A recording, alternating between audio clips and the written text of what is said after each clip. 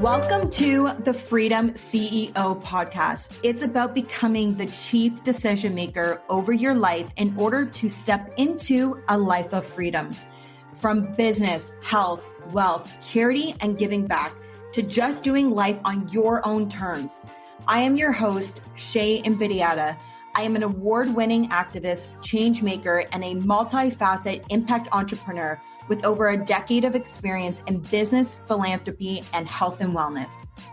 In this space, I'm going to be bringing you insights, not just from me, but from incredible thought leaders around the globe to help you start making decisions towards living a life of freedom so you can live a life you love. Are you ready, guys? Because we are going all in.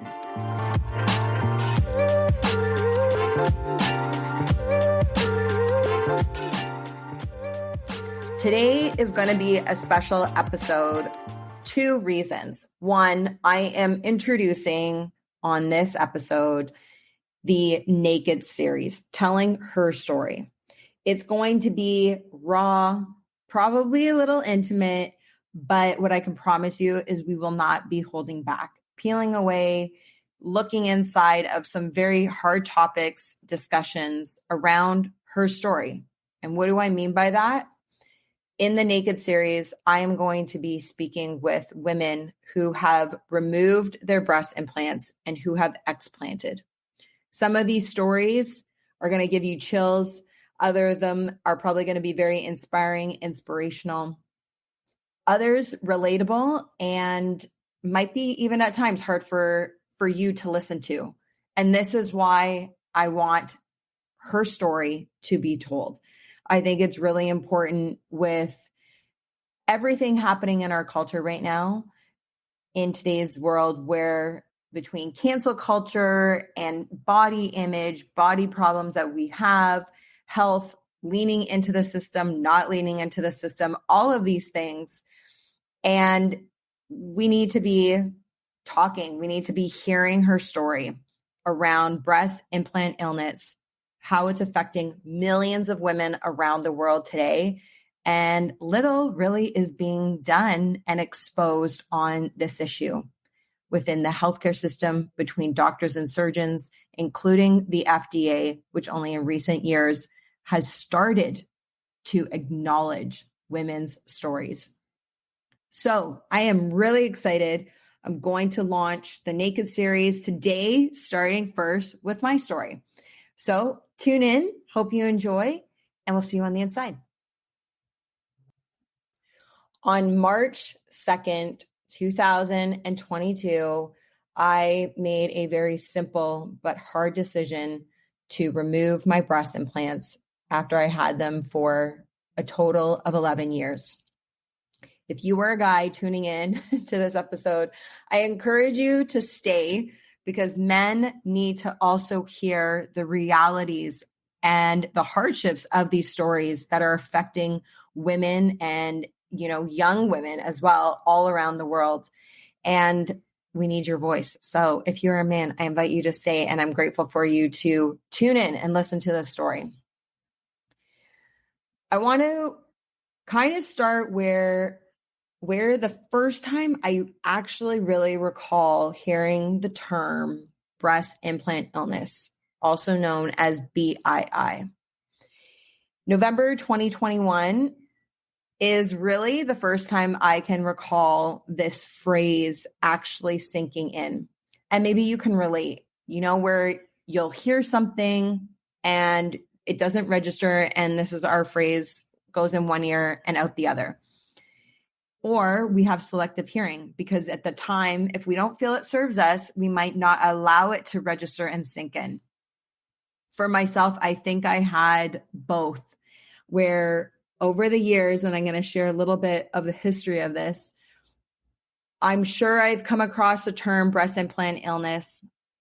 It was not until 2018 that I actually first heard the term explanting.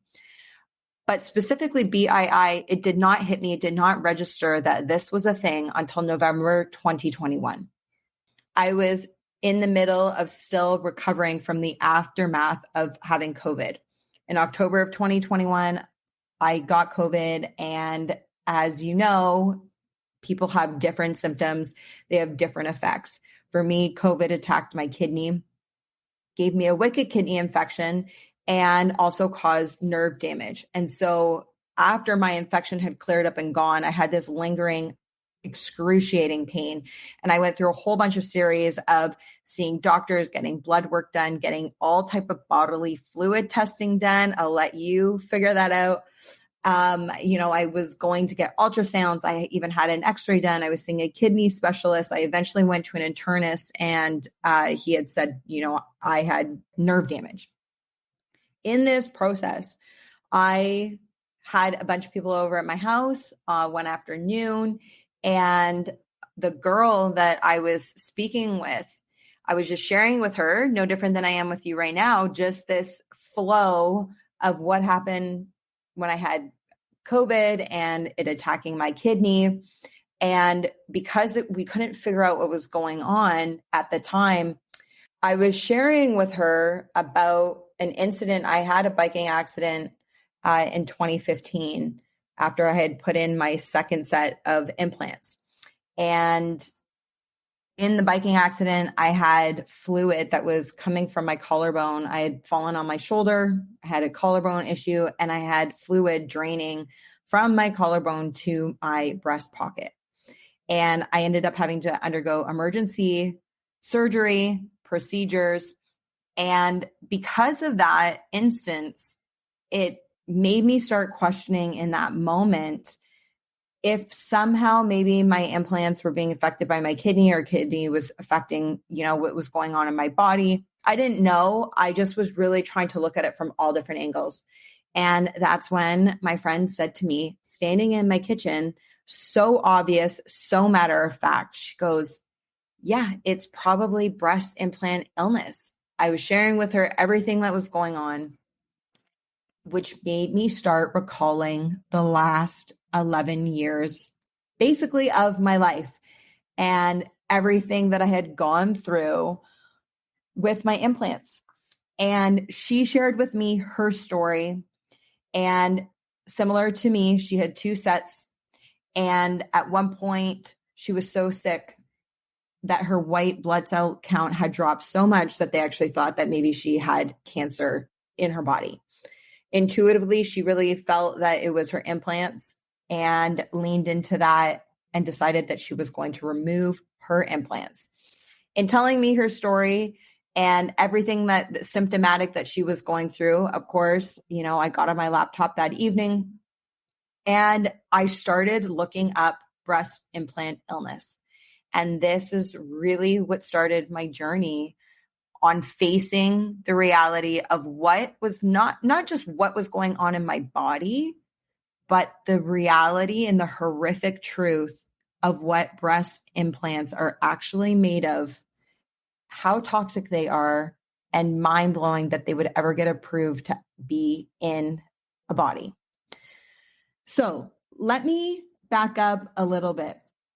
I shared that I had breast implants for 11 years total. I had 2 sets. And the first time I put them in, it was actually in 2011. I was 26 when I put them in. And, one of the questions is why? What made you want implants?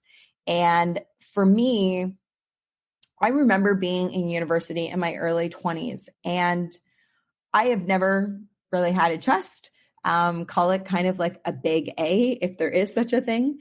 But it never bothered me to the size that I was. When I looked at myself in the mirror, it's like, sure, yes, I would love to be bigger, but I didn't feel that I lacked confidence.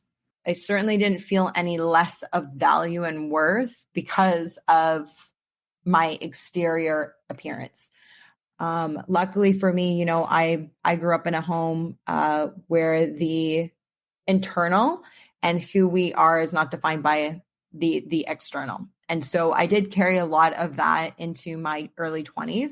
But of course, you see against other girlfriends. And I had one friend in particular when I was in university that it is all she talked about. She really, really wanted to have implants because she was extremely flat.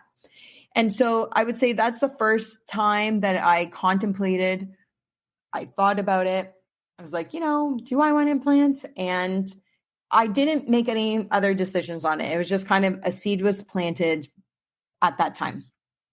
It wasn't until a few years later that I was actually with a good family friend of ours who she would have been in her 50s probably, and she had put breast implants in her mid 40s. She was a beautiful woman, tall, model-esque, 5'9", thin, beautiful. She had 3 children, and she was very, very thin. So she did not have a lot of body fat on her. And after she had 3 children, she decided to get implants in her mid 40s. And I'll never forget what she said. And what she said ended up being the pivotal point for me in making my decision. She said, if I knew how it would make me feel now, I would have got breast implants so much sooner. And she went on to explain how she feels in a dress, in a bikini, with her husband, just in being. It just really made her feel good. It made her feel more feminine. It made her feel more like a woman. And, I think of each of us, we probably do things in our lives to make ourselves feel better. For example, I love getting my nails done. I like having nice nails, and I get my nails done every basically 2-3 weeks. And I'm able to do that no different than getting my hair done. Once in a while, I will have my hair, I'm blonde-ish right now, and I get my hair colored. And I really looked at it from that kind of standpoint. It was like, if you're able to, and it makes you feel good about yourself, then why not? And I'm in my early 20s, and I don't want to wait until I'm in my early 40s to be able to feel how she felt now. And so that was really it. That was my deciding factor. And in December, I had made the decision that I was going to put breast implants in. And in March of 2011, my first set went in. And after my first set, I really didn't feel anything dramatically different in my body or noticing anyways that I had symptoms that were appearing. One of my best friends, and she's a huge part as to my journey in this around breast implant illness awareness, and ultimately encouraging me to look at what was in my body that was affecting me. But at the time, I showed her my boobs, and I had all of these red dots that basically followed. If you think of putting in the implant, it was in kind of this umbrella shape in the top part of my chest. And I remember her saying to me, "Is that normal?"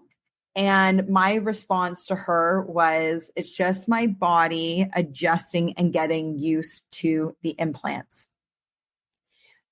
Fast forward now, I recognize that it was my body communicating with me that there was something foreign, something toxic, something that should not be in my body. And my body was trying to alert me and also push it out, right? Whatever is happening on the inside is reflected on our skin. And so it was the body's way of trying to signal to me what was going on. And I sloughed it off, not thinking anything of it, because many women have implants. And the surgeon, I had one of the top surgeons in Toronto, and it was just my body adjusting to the implants. It wasn't until I had put my second set in that I really started to notice symptoms that were happening. But at the time, I never attributed it to my implants. My second set went in 2015. And at the time, I had many other things happening in my life that had caused me and were causing me all kinds of stress and anxiety. At the time, never would I have even thought that my implants could have actually been a contributing factor. My dear best friend, she every now and then would say, do you think it could be your implants? And I would very quickly dismiss it and say, no, it's because I've got this going on in my life, stress here. Maybe I'm eating something, looking at dairy, all of these different factors, rather than considering that maybe they weren't the direct effect that was causing these outbreaks and these symptoms in my body. Like I had rashes all over. I had spots that would periodically show up. Some of my spots would almost look like eczema. No dermatologist could tell me what it was. I had all kinds of testing done. I did all these different biohacks, which I'm going to get into in a moment. And I was never considering that my implants could be contributing to the toxic load that was taking place in my body. In 2018, implants were being recalled. And some of you might remember this. In 2018, textured implants that had saline inside of them were being recalled all over Canada and the United States. And this is the first time that I heard the word explant. And I remember it kind of became a fad. There was a hashtag that came out for it, and lots of women were removing their breast implants. And at this time, my best friend, again, she asked me to read an article. And truthfully, I cannot even tell you what it was about, but I can promise you that I read it because I would never lie to her. And she asked me to read it. So I know I read it, but as I mentioned earlier, selective hearing is a very powerful thing, especially when we don't believe it's going to serve the narrative that we want to believe, which that also applies to other things happening in our world right now as well. But in this particular instance, I did not want to believe that my implants were causing my thyroid problems, inflammation issues, weight loss issues, stress and anxiety in my body, adrenal fatigue, all of the rashes and outbreaks that I had on my body. I did not want to admit that there could be a possibility that that was contributing to these problems. So I told her I'd read it. She said, read it. I will never bring it up again. I called my surgeon at the time in 2018. He told me I was fine. He's never used texture implants in his practice, and therefore I was A-okay, no problems. So I hung up the phone and I was like, that's it. It's not my implants. My implants are fine, and what's happening in my body must be something different. I continue to have these flare-ups, and this is where I went into full biohack mode. For the next 4 years, I would do so many different types of testings, detoxing, to try to get to what the root issue was happening in my body.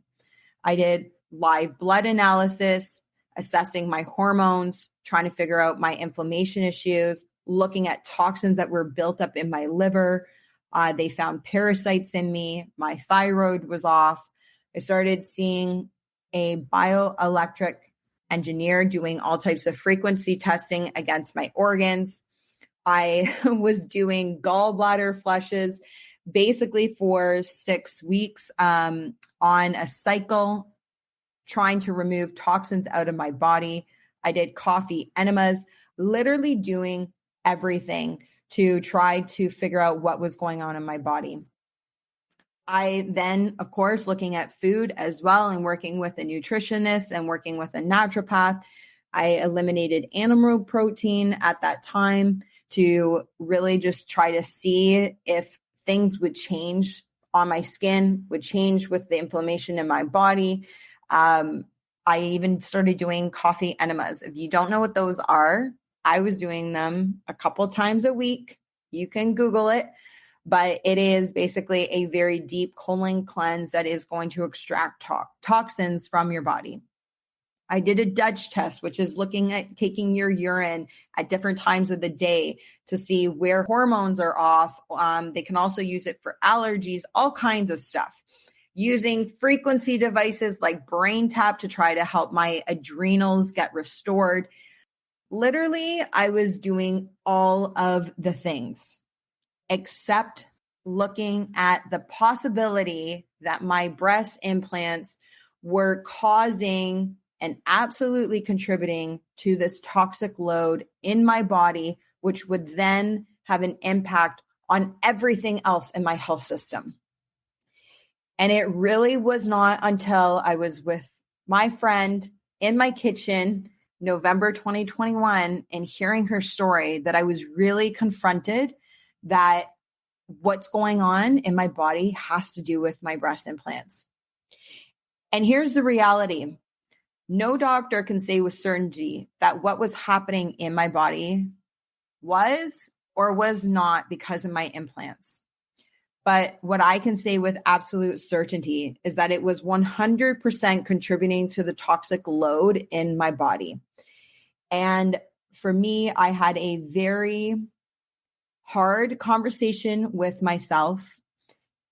If you have been hanging out with me for a few years, if you've been following me on Instagram, you know I am really huge on living a chemical-free and toxic-free life, from my makeup to what I brush my teeth with to my water. Not just having bottled water, but the quality of your water matters. So everything, buying my food from farmers, making sure it's organic and that they're grass-fed and grass-finished. There's a long list of stuff that I have made in my life, massive changes over 10 years to really, in the effort to live as clean, as chemical-free as possible, as toxic-free as possible. And yet here I had sitting in my body at a temperature that was cooking in my body. And I knew that it was time, because even if it wasn't the root cause, as I said, I knew it was contributing to everything negative happening with my health in my body. Critically thinking is a beautiful and also a very powerful thing. Using our amazing brains to logically think about a scenario, a situation. Does it make sense or not? Just applying logic.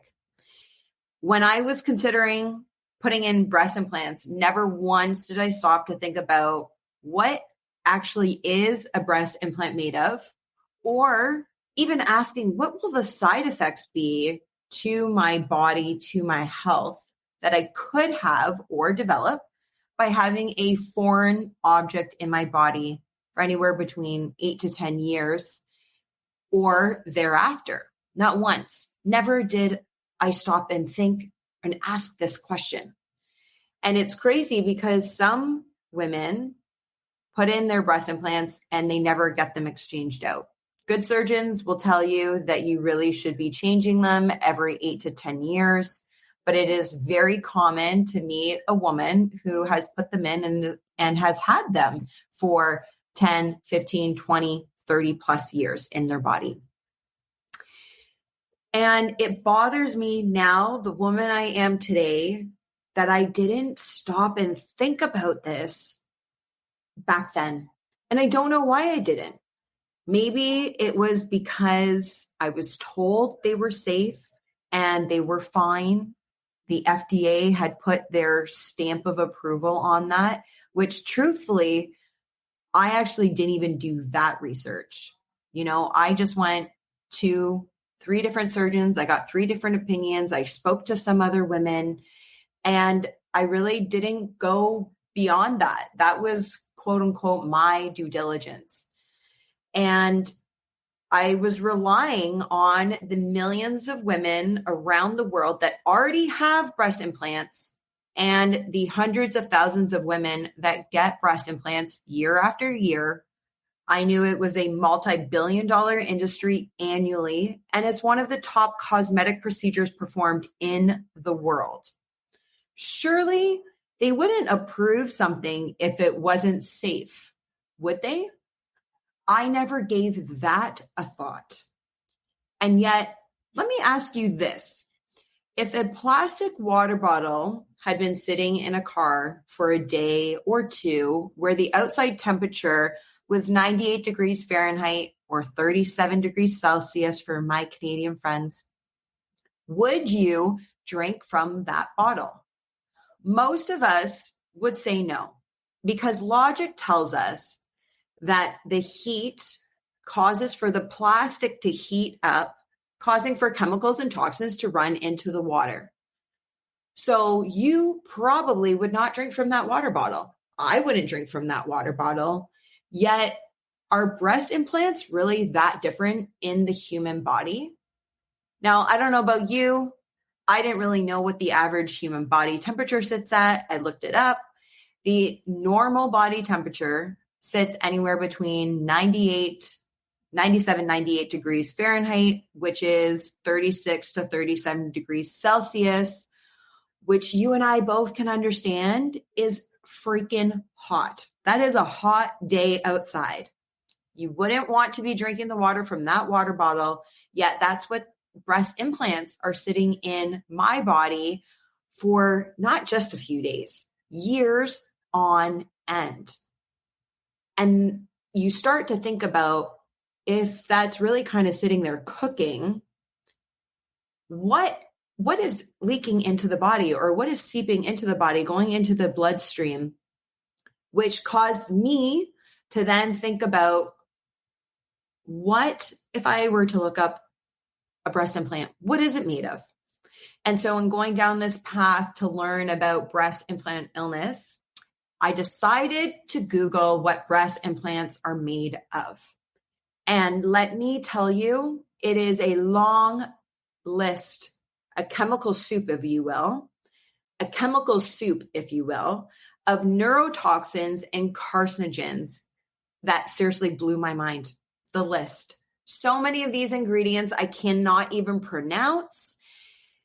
But here I was able to manage to say a few that I thought I would share with you that maybe you've heard of, maybe you haven't, but you might be able to understand them a little more. For example, methyl ethyl ketone. That is a neurotoxin.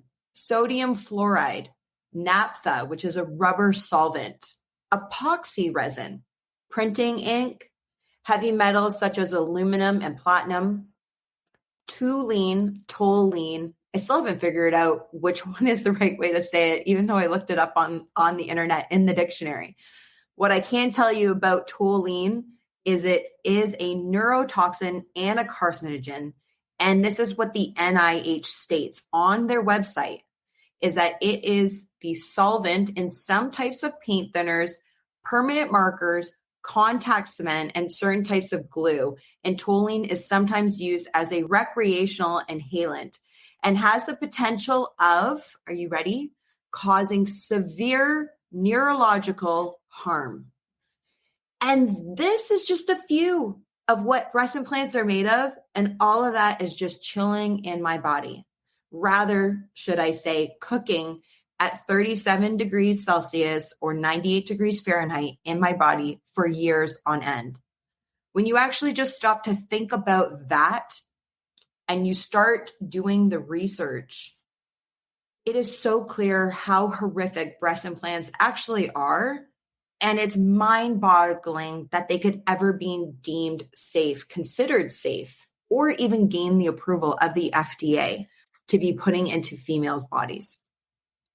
Years ago, the FDA in the early 90s actually banned implants since they had been using them starting in the 60s. They banned them in the 90s before they magically became approved again in 2006, which I am absolutely going to do a whole conversation on this because it is a massive topic to unpack the process of the FDA.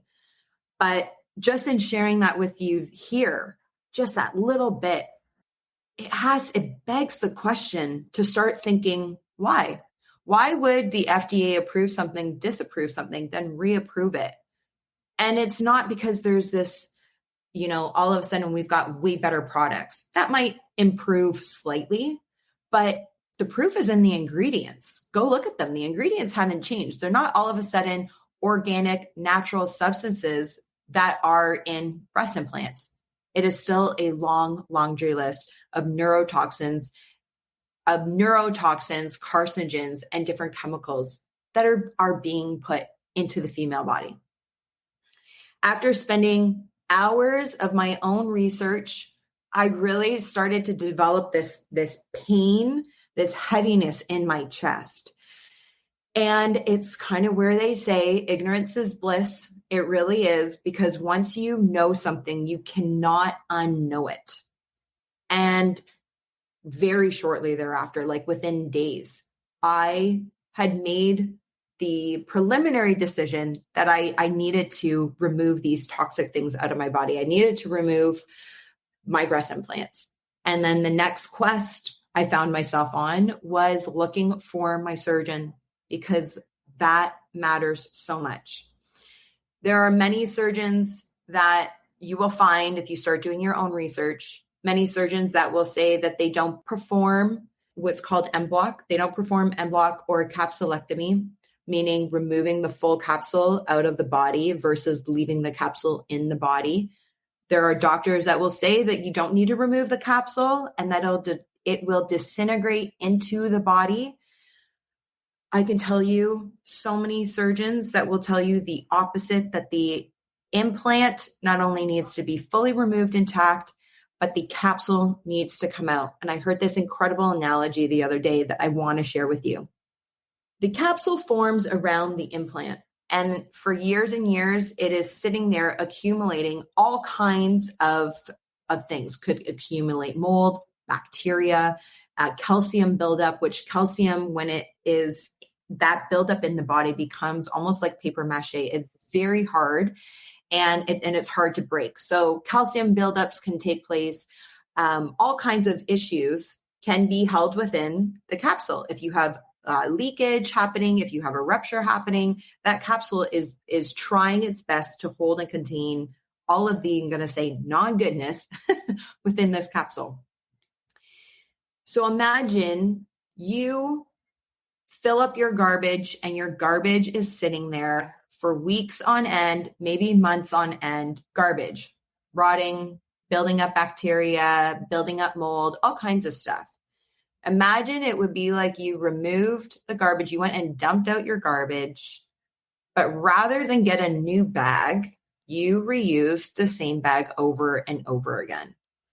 That thought is a little grotesque. We all know that bacteria would continue to form, probably smell really bad.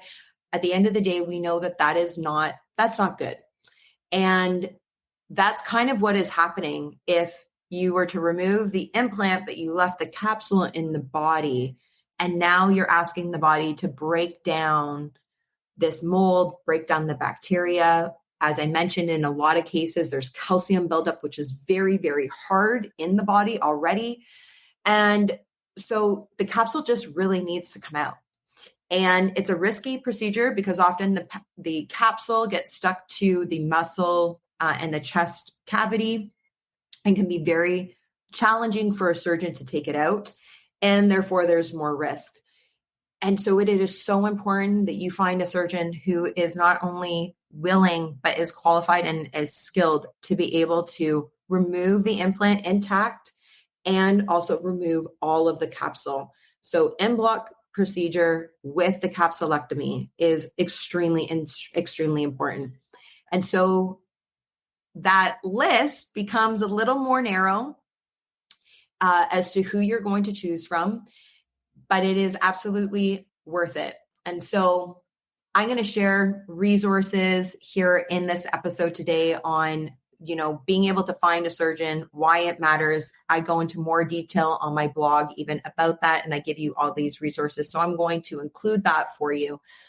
But with everything I had learned about the breast implants, what they were made of, it's what brought me to my decision. the risk of keeping them in my body was so much greater than the desire to have boobs. Making the decision was the simple, hardest decision I had to personally make for myself. But it brought liberation for me. I knew I was going to be clean and healthy. And it was really the most honoring thing I could do for myself. And I knew that my body was going to thank me for it. And of course, so was my health. And that's what made the decision easy, even though it was hard to make. It was simple. It was like, this is what I need to do. And coming out of surgery, I realized so much. I learned so much, and I'm still learning every day that goes by. But I'm going to share more and more with you about my story. I'm going to unpack some of the lessons I learned post my surgery, what I want to share with you. So keep listening, stay tuned, because there's lots more coming. And if you have explanted, I would love, love, love to learn about your journey. I'd love to learn about your story. Drop me a comment or send me a DM on Instagram.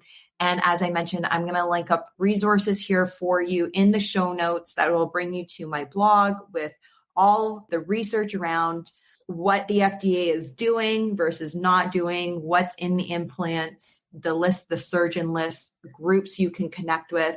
And I also created an ebook for women who have chosen to explant and are heading into surgery.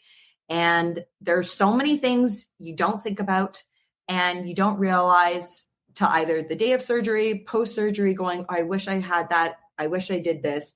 So I created an ebook, which I will link up here for you as well, that's got all kinds of checklists, guided journaling sessions, and affirmations that are going to help prep you to go into surgery and also give you things that you might not think about that you need for surgery and also once you're out of surgery.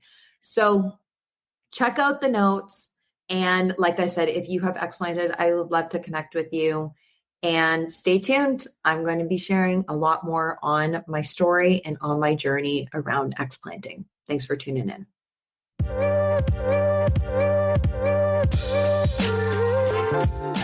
Thanks for tuning into the Freedom CEO podcast. If you got value out of today's show, I would love for you to leave a review, as it will help my show reach other people as well. You know what to do. Download this episode, click the like and subscribe button. If you feel like spreading more love, pop over to Instagram and share today's show in your stories. Remember to tag Shane Vidiata and the Freedom CEO. My DMs are always open, so drop me a line. I'd love to connect. Until next time, keep owning your decisions to live a life of freedom. Live a life you love.